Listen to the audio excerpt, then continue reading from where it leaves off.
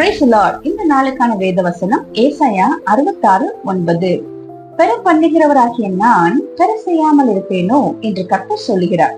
பிரசவிக்க பண்ணுகிறவராகிய நான் பிரசவத்தை தடுப்பேனோ என்று ஒரு தேவன் சொல்லுகிறார். தேவன் ஒரு காரியத்தை உங்க வாழ்க்கையில தொடங்கிட்டாருன்னு சொன்னா அதோட நல்ல முடிவை நீங்க பாக்குறவரை அவர் கூடவே இருப்பார்.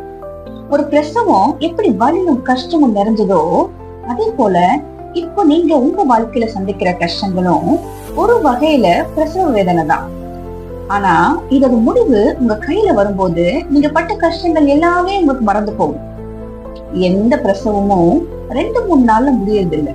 அது ஒரு 10 மாத பயணம். நீங்க காத்திருந்துதான் ஆகணும். அதே போல தேவனுடைய திட்டங்கள் தாமதமாக இருக்கலாம், ஆனா தவறாமல் நிறைவேறும். நீங்க காத்திருந்துதான் ஆகணும். கர்த்தர் உங்கள் வாழ்க்கையில ஒரு புதிய அத்தியாயத்தை எழுத தயாரா இருக்காரு.